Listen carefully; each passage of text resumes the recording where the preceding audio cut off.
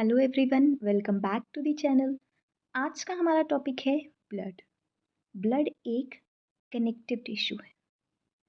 Blood का जो composition है उसमें ब्लड जो है वो उसमें 55% जो है प्लाज्मा पाया जाएगा और 45% इसमें क्या पाए जाएंगे, फॉर्म्ड एलिमेंट्स पाए जाएंगे। ठीक है, अब प्लाज्मा में देखते हैं तो प्लाज्मा जो है वो स्ट्रॉ कलर्ड विस्कस फ्लूइड होता है। स्ट्रॉ कलर्ड होता है, स्ट्रॉ कलर्ड होगा और विस्कस होगा।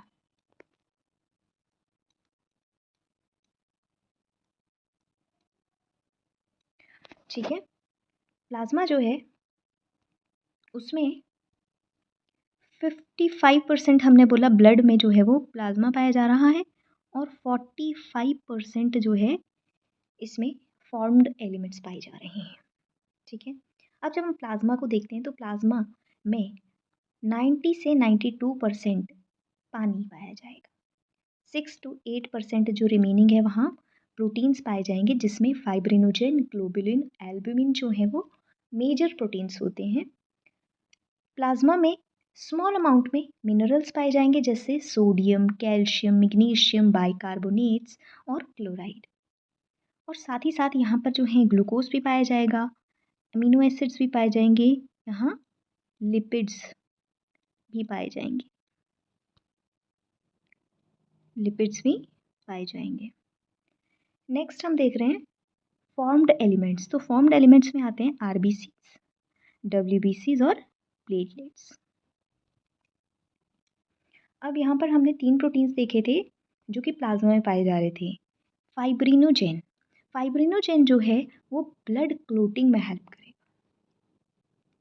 ग्लोबुलिन जो है वो डिफेंस मैकेनिज्म में काम आएगा और एल्ब्यूमिन जो है वो ऑस्मोटिक बैलेंस मेंटेन करने में काम आएगा।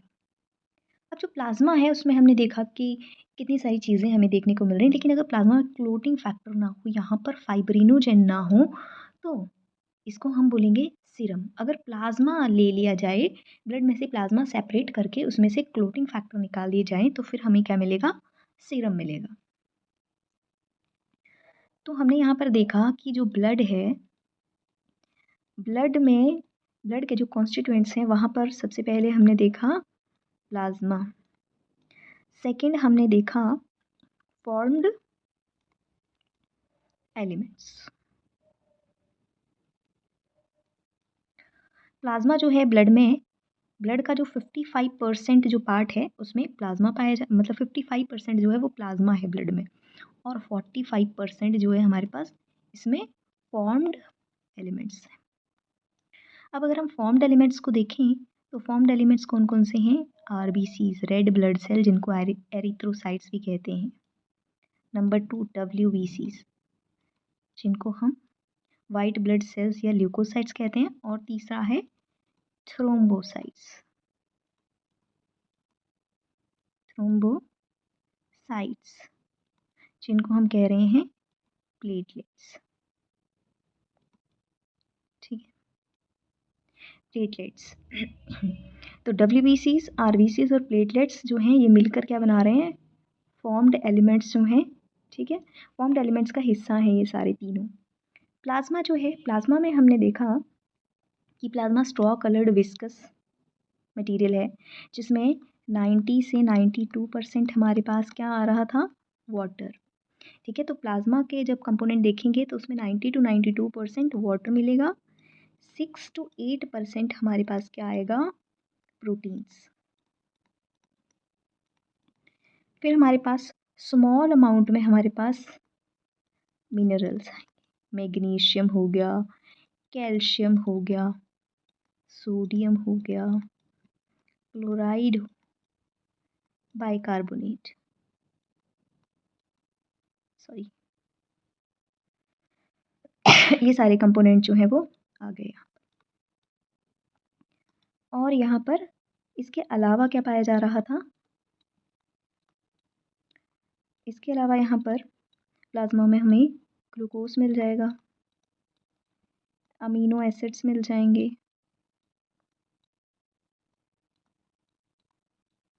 अमीनो एसिड्स के अलावा यहाँ पर हमारे पास लिपिड्स मिल जाएंगे।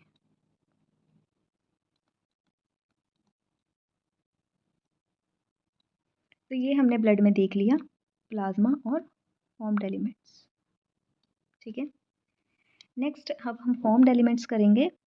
प्लाज्मा हमने कर लिया, फॉर्म्ड एलिमेंट्स में सबसे पहले हमारे पास आता है एरिथ्रोसाइट्स। एरिथ्रोसाइट्स को हम आरबीसीज भी बोलते हैं और इसको और बोलेंगे red blood cells.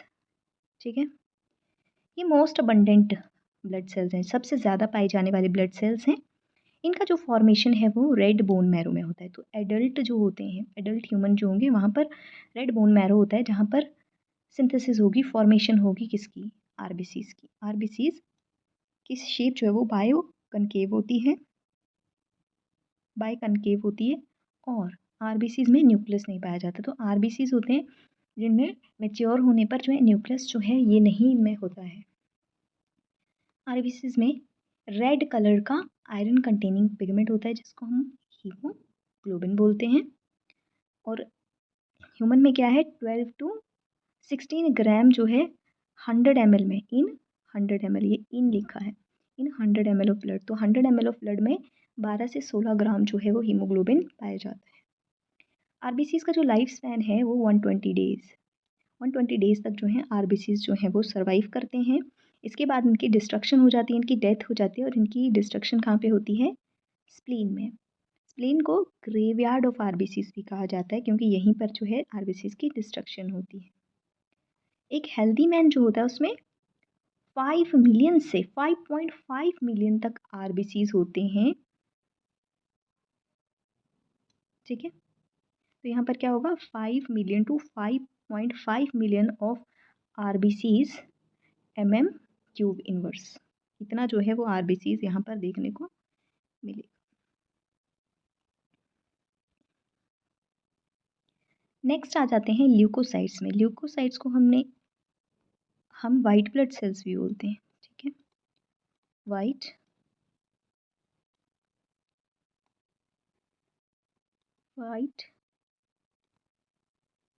Blood cells,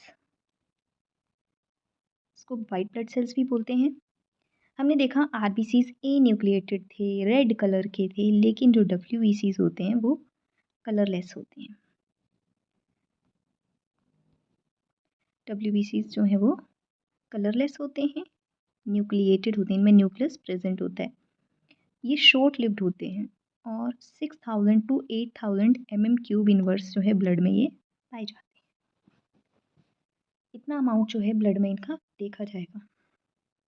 जो डब्ल्यूबीसीज हैं दो टाइप के होते हैं, एक होते हैं ग्रैन्युलोसाइट्स और दूसरा होता है ए ग्रैन्युलोसाइट्स। जो ग्रैन्युलोसाइट्स होते हैं उनमें ग्रैन्यूल्स पाए जाते हैं। इनके एग्जाम्पल है, फर्स्ट है न्यूट्रोफिल्स, सेकेंड है एसिनोफिल्स और थर्ड है बेसोफिल्स। ये ग्रैन्युलोसाइट्स हैं। और ए ग्रैन्युलोसाइट्स में फर्स्ट है हमारे पास लिम्फोसाइट और सेकेंड है हमारे पास मोनोसाइट्स। अब जो न्यूट्रोफिल्स हैं, जैसे हमने देखा कि आरबीसीज जो हैं वो मोस्ट अबंडेंट ब्लड सेल्स हैं, सबसे ज़्यादा पाए जाने वाले ब्लड सेल्स हैं, तो वैसे ही न्यूट्रोफिल्स जो हैं वो मोस्ट अबंडेंट डब्ल्यूबीसीज हैं। ठीक है, 60 to 65% ऑफ डब्ल्यूबीसीज जो हैं ये न्यूट्रोफिल्स जो हैं 60 to 65% जो है वो टोटल डब्ल्यूबीसीज में से पाए जाएंगे। सेकेंड है बेसोफिल्स। तो बेसोफिल्स जो हैं वो क्या क्या सिक्रेट करते हैं, हिस्टामिन सिक्रेट करते हैं, ये सेरोटोनिन सिक्रेट करते हैं, हेपारिन। हेपारिन जो है एक एंटीकोगुलेंट है और ये इन्वॉल्व होते हैं इन्फ्लेमेटरी रिएक्शंस में। तो जब भी कोई इन्फ्लेमेशन होगी बॉडी में तब जो है ये इन्वॉल्व उसमें होते हैं बेसोफिल्स, और ये इनकी सिक्रेशंस होती हैं हिस्टामिन, सेरोटोनिन और हेपारिन। बेसोफिल्स जो हैं वो लीस्ट अबंडेंट सेल्स हैं, लीस्ट अबंडेंट डब्ल्यूबीसीज हैं। 0.1 से 1% तक बेसोफिल्स जो है वो पाए जाते हैं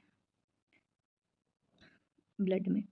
न्यूट्रोफिल्स की बात करें तो न्यूट्रोफिल्स और मोनोसाइट्स जो हैं वो पैगोसिटिक सेल्स होते हैं और ये फॉरेन ऑर्गेनिज्म हमारी बॉडी में जब एंटर करते हैं तो उनको डिस्ट्रॉय करते हैं। तो बेसिकली ये एक सेल है, मान लिया यहाँ फॉरेन मटेरियल आ गया, कोई माइक्रोब आ गया, तो ये फटाफट से इसको फेगोसिटोसाइज करेगा, इसको एनगल्फ कर लेगा, अंदर ले लेगा और फिर इसको तोड़ देगा, डिस्ट्रॉय कर देगा। फोर्थ है हमारे पास एसिनोफिल्स। एसिनोफिल्स जो हैं ये रेजिस्ट करते हैं इन्फेक्शंस को, ठीक है। तो जब भी इन्फेक्शन होता है बॉडी में तो उससे रेजिस्ट करते हैं हमारी बॉडी को, और एलर्जिक रिएक्शंस जो होते हैं उनके साथ भी ये एसोसिएटेड होते हैं। नेक्स्ट हमारे पास है लिम्फोसाइट्स। तो लिम्फोसाइट्स भी जो हैं वो ए ग्रैन्युलोसाइट्स हैं, इनमें ग्रैन्यूल्स जो हैं वो नहीं पाए जाएंगे, और इनके दो टाइप होते हैं, वन इज़ बी लिम्फोसाइट और सेकेंड जो है वो हैं टी लिम्फोसाइट्स, ठीक है। तो लिम्फोसाइट्स जो हैं ये क्या करते हैं, जब कोई भी इन्फेक्शन माइक्रोब्स बॉडी में एंटर करते हैं तो एंटीबॉडीज़ बनाते हैं हमारी बॉडी में उनके अगेंस्ट। टी लिम्फोसाइट्स भी इनकी हेल्प करते हैं। तो ये किस काम आते हैं, they are responsible for immune responses, कि हमारी बॉडी में जब कोई इन्फेक्शन आएगा या कोई माइक्रोब एंटर करेगा तो रिस्पोंड करेंगे उसके प्रति। हमारी बॉडी की इम्यूनिटी जो है वो, इम्यून रिस्पॉन्सेस जो है वो यहाँ से आएंगे, लिम्फोसाइट्स से। नेक्स्ट है प्लेटलेट्स। तो प्लेटलेट्स को थ्रोम्बोसाइट्स भी कहते हैं, और प्लेटलेट्स जो हैं वो ब्लड क्लोटिंग में इनका बहुत इंपॉर्टेंट रोल रहता है। ब्लड क्लोटिंग और ब्लड कोएगुलेशन एक ही चीज़ होती है। तो जब कभी कट लग जाता है, इंजरी हो जाती है, तो ब्लड क्लोट बन जाता है वहाँ पर, ताकि एक्सेसिव ब्लड जो है वो फ्लो ना कर सके बाहर बॉडी के। तो उसके लिए जो है वो प्लेटलेट्स एक बहुत इंपॉर्टेंट रोल प्ले करते हैं। प्लेटलेट्स का जो नंबर है अगर बॉडी में रिड्यूस कर जाता है, अब हमने कह दिया कि भाई बॉडी में कट लग गया, खून बाहर आ रहा है, तो अब वहाँ पर जो है क्लोट बनेगा और फिर ब्लड जो है वो आना बाहर बंद हो जाएगा। लेकिन अगर प्लेटलेट कम हो गए तो यहाँ पर क्लोटिंग डिसऑर्डर हो जाएंगे। प्लेटलेट कम हो गए तो क्लोटिंग जो है वो अच्छे से हो नहीं पाएगी, और फिर क्या होगा, excessive loss of blood from body, कि किसी की बॉडी में प्लेटलेट्स का नंबर रिड्यूस हो गया, उसको अगर कोई कट लग गया तो वहाँ से ब्लड जो है वो बाहर निकलता रहेगा, क्लोट नहीं बन पाएगा।